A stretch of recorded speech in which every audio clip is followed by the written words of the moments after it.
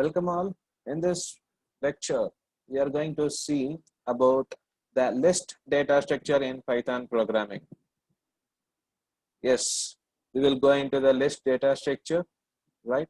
This is the first data structure we are going to learn in Python programming, and this is the most important data structure used widely in all Python programming, right? In any scenarios, sometimes I can say that this is one of the uh, data structure which I cannot omit in any of my programs, right?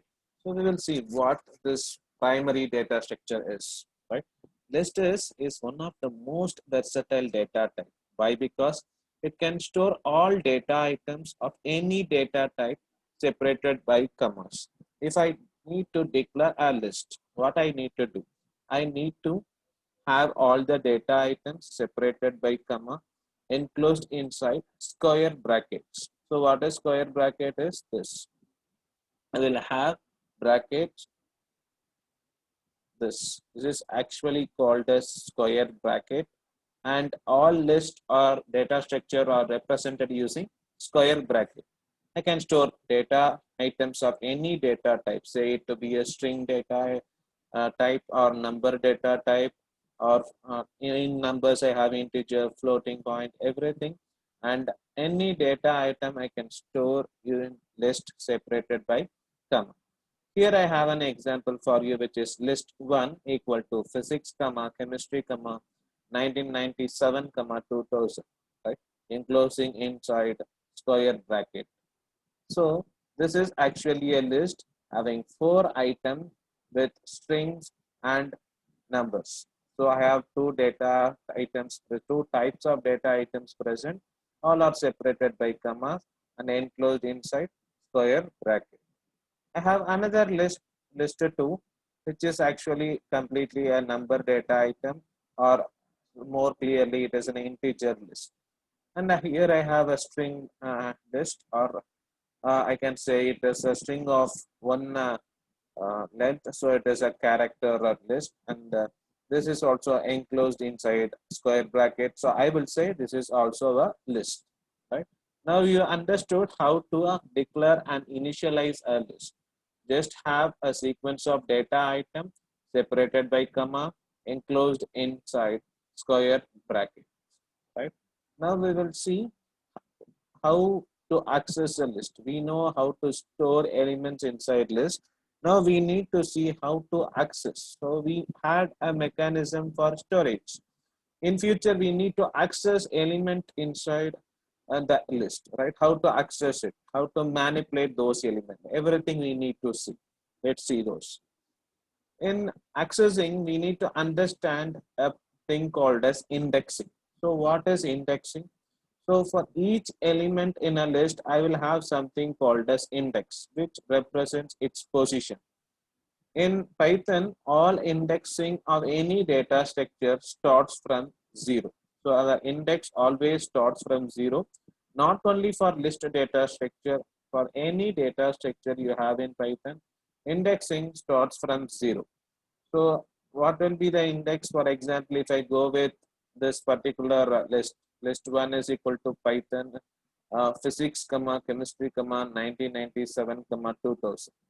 So physics will go with index position 0, chemistry is index 1, 1997 is index 2, 2000 is index 3.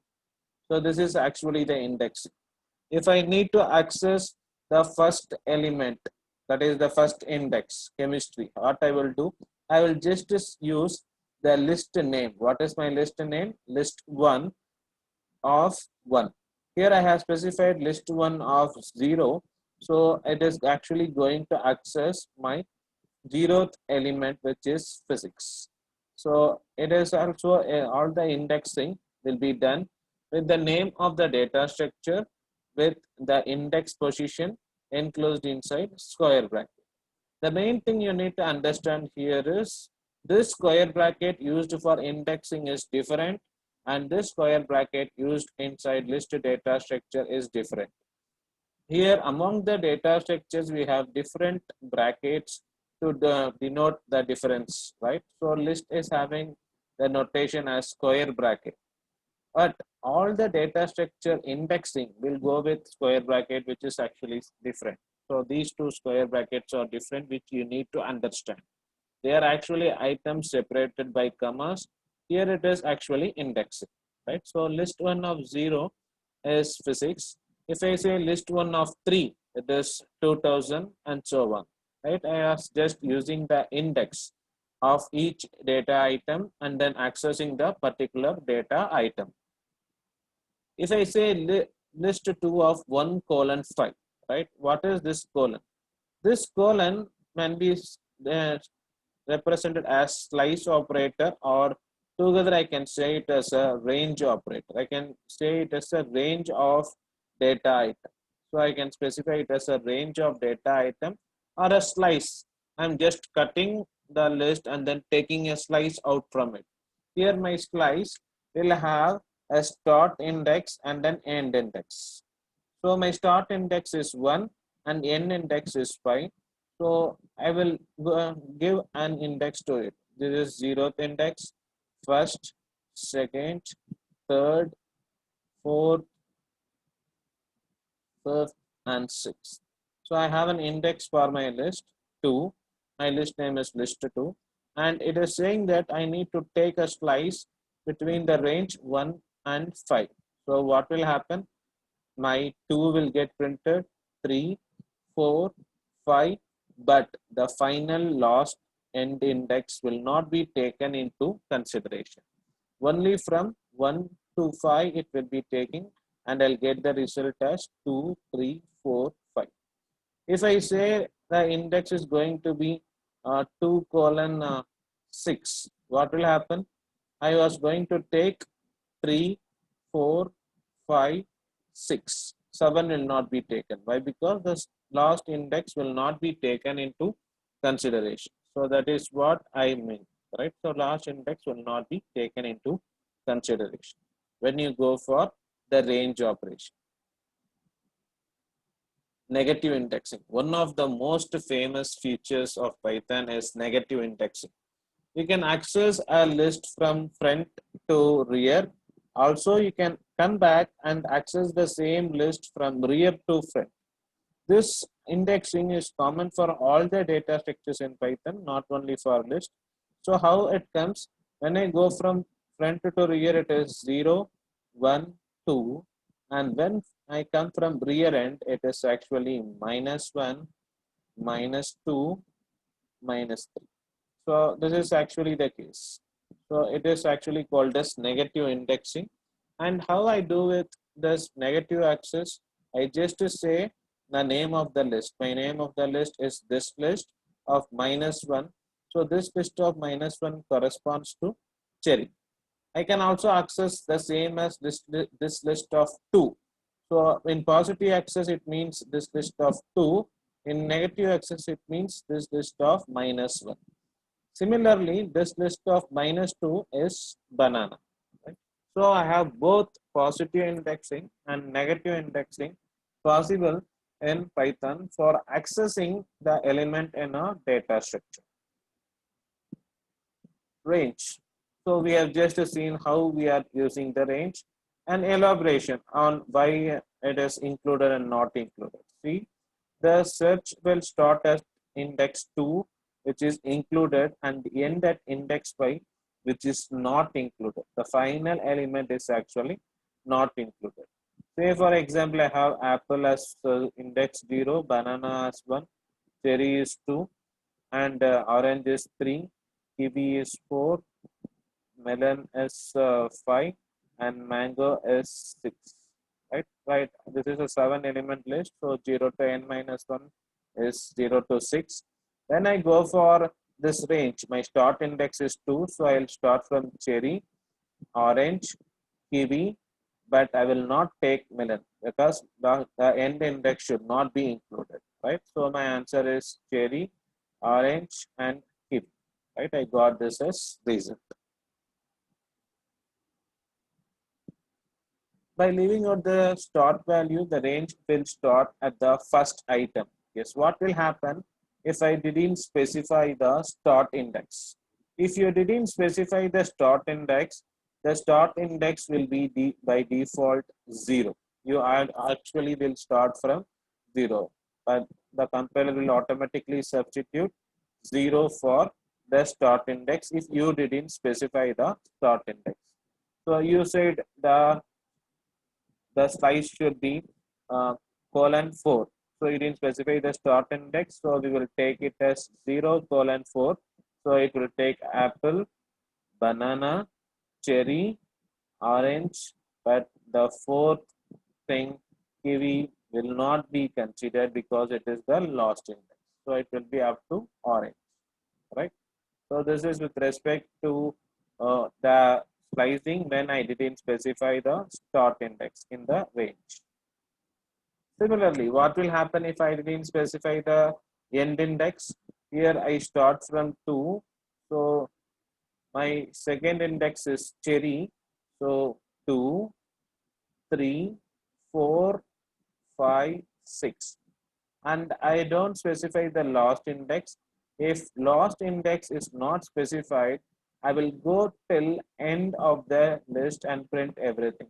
Or I can say, if last index is not specified, my last index will be substituted as length of the list. My last index will be substituted as length of the list. So this is length of this list. I have a function which you will see in the subsequent slides. The function length of list will give me the length of the list. Right? This function is used to give length of the list, right? So if you didn't specify the last index in the range, then compiler will automatically substitute the last index as length of this list. So it will be substituted as 7. So I'll get up to 6, all the elements. So I'll get cherry, orange, kiwi, melon, mango. I'll get everything. I'll get everything printed on cherry. So now we understood how to access an element, how to use the range method to use the list grouping. If I didn't specify the start index, the indexing will start from 0. And if I didn't specify the last index, the slicing operation will take until the length of the list. Now, negative indexing. What will happen if I do it in the negative indexing way? Just name it in the negative index from the rear end. Mango is -1, melon is -2, kiwi -3. Just have a negative indexing, you'll get to it very easy. Now -4 is orange. Now what will happen? You start from -4 and go till -1. So I take orange, I take kiwi, I take melon, but I will not take mango. Why? Because here mango is a last index which should not be considered. So I got the result orange, kiwi, melon. So negative indexing is also very simple. Just to take from the start index and go till the end index previous value. Don't take the end index.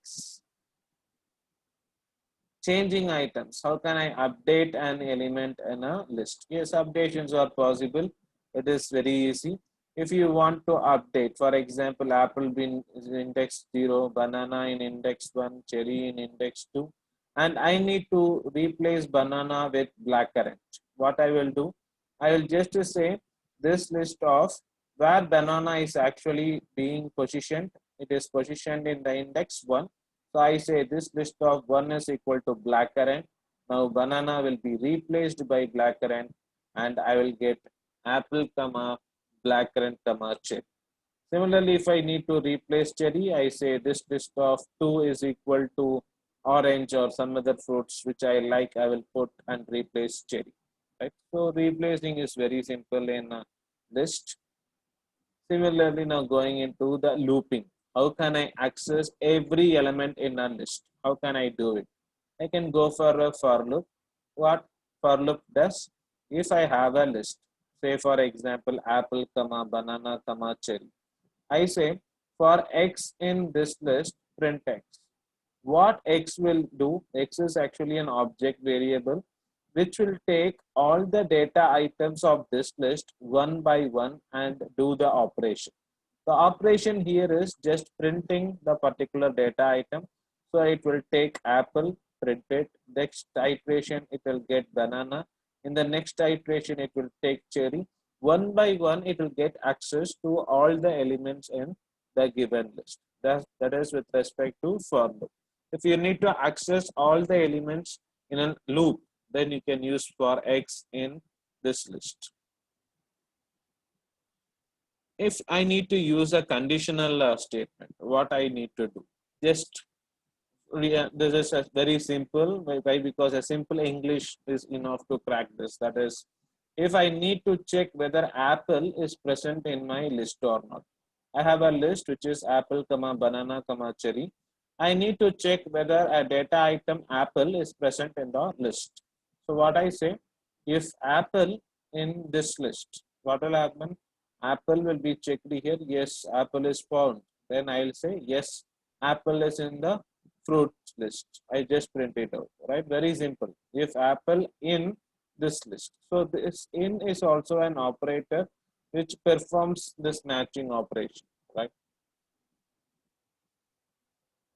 Some other keywords which are actually present in list are len, which is used to find length of the list, that is number of elements present in the list. Append is actually an updation method in list which is used to update other list objects inside my list. Insert is used to insert an element in a particular index in a already existing list. Remove of, if I in remove is a method, if I give a data item in remove function, that particular data item will be removed from my list. Similarly, I have pop. Pop is a function which is by default removes the last element in a list. It also removes element with respect to index. If I say pop of 3, that is the third index element will be popped out, that is removed. Right? If I need to delete the entire list, I will just say del, the entire list item will be deleted. Entire list data structure itself will be deleted. That is the final operation. Hereafter, that list will not exist. If I say clear off, all the elements alone in the list will be cleared off, but the list will exist. Only the elements will go off, but the list will be existing. These are actually some of the methods which are available in list data structure. Copying, right? So when you do copying, for example, if I have A is equal to 5, and if I need to give this A to B, I can just say B is equal to A. So now B also will have the value 5. So in this case, you cannot say that if I change the value of A in future, B also will change. I cannot say that. But when you go for data structure list, if you assign like this, list 2 is equal to list 1. In future, if I change the list 1 elements, list 2 will automatically get changed. That is the feature of this direct list assignment. If you assign a list already having elements to another list, it means that you are actually copying it with respect to its reference. So if list 1 changes, list 2 also has the same change happening automatically. So if you need to avoid this so that the older value of the list get preserved, you need to use a method called as copy. This copy of method will actually preserve the older values and will not copy by reference. It just copies the values. So this list is equal to apple, comma, banana, comma, cherry. And if I need to have a copy of this my list with respect to values alone, I just say my list is equal to this list dot copy of. Now my list will have apple, comma, banana, comma, cherry. In future, if you change this list of 1 is equal to blackcurrant, banana will change to blackcurrant, but the change is reflected only in this list. But my list will have my list of 1 as banana only. This will not be updated. But this is not the case in this list 2 equal to list 1. In this case, if you change it to blackcurrant, list 2 also will change to blackcurrant, right? So if you need to proceed with the reference copy, you need to go with list 2 equal to list 1. If you need to have the values alone to get copied and stored, you can use dot copy of method, right? There is also another way to do this. We will see what it is. That method is list. Just you create another list with respect to this list. That this list is my own list having the elements apple, comma, banana, comma, cherry. I can also use my list is equal to list of this list, right? So what actually I'm doing is I can actually create a list, or I can actually convert any data structure to other data structure by just saying the data structure name. For example, if I have a data structure tuple, which you will study next to this, if I need to convert a tuple to a list, I just say list of the tuple. Next, what will happen? The tuple will now convert into list. I can also convert a list to a list. That's what is happening here. Maybe a kind of stupidity, but I'm actually making a copy using this. So what actually I'm doing? I'm doing my list is equal to list of this list. So this is actually being copied and stored in another object called as my list, which is not having any reference to this list. So this will serve as a copy, right? So in this way also I can have a copy of this list. So there are two ways of copying. One is dot copy of method, and here it is list function. Joining to list. This is actually very good, right? Joining to list is if I have a list 1. List 1 is equal to a comma b comma c. List 2 is equal to 1 comma 2 comma 3, right? So this thing is very simple. If I have an addition operation between a 2 and 5, 2 plus 5, I'll get an addition result as 7. So 2 plus 5 will get me 7. But if I say 2 like this, which is actually a list of one element plus another list 5, what will actually happen is I cannot get the addition result. This time the plus operator will behave as a joining or concatenation operator. So it will give me 2 comma 5. Now it is actually a joining term which will join all the elements in a given list. So it will give me 2 comma 5. Similarly, if I have a list 1 is equal to a comma b comma c. List 2 is equal to 1 comma 2 comma 3. If I use plus operation to join them, I'll get list 3 as a comma b comma c comma 1 comma 2 comma 3. So I get a new list, and that will be a joining of both. But list 1 is actually still a comma b comma c, and list 2 is actually still 1 comma 2 comma 3 only. List 3 is a new list which is created by joining list 1 and list 2, right? There are also other methods which will make a list more usable, right? The first method is append method, which is used to append a new data structure inside the list object and make that object itself updated, right? Next is actually clear method. This method will clear all the elements or remove all the elements from my list. Copy, you already know, copy method is used to create a copy of a list and store it in another list. Count method will count the number of times a particular element occurred in a list.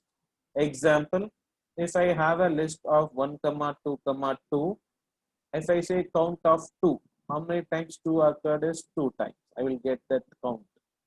Extend is also a updation function or updation method in list, which is used to extend my current list, right? It is not going to uh, insert an object insert a new object inside my list. It is going to extend or increase the number of elements in my list, which is already existing. Next is index, which is for if I say index of a particular element, I will get the corresponding position of the element. If I have 1 comma 2 comma 3, if I say index of 3, I'll get 2. Index of the element 3 in that list is 2. That's what I will get. Or if I have more than one time the same element is occurring, I will get the first occurrence, or I will get the index of the first occurrence of that element. Insert, insert is used to insert a new element inside a list at the given index. So you can specify the index as well as the element, and the element got insert in that position. Next we have pop. As we already saw, it will by default remove the last element from the list, or I can also specify the index which need to be deleted. I can also specify the index of the element which I need to remove by using the pop method. Remove method, here instead of specifying the index, you need to specify the element which is need to be removed, so that element will get removed. Reverse of, as the name specifies, is used to reverse the order of the list, and the sort of is used to sort the list in ascending order, right? In the next video, we will see all these methods practically in a hands-on session, and we will understand list data structure in even more detailed fashion. In this lecture, as a summary, we have seen how to initialize a list, how to use the list, how to access the element in a list, how to use the indexing, either it be a positive indexing or negative indexing, how to use the range in slice operation, and we saw important keywords and methods in list, and we know how to use for loop and if conditional statement in list, right? In the next video, we are going to see about the methods of list practical. Thank you.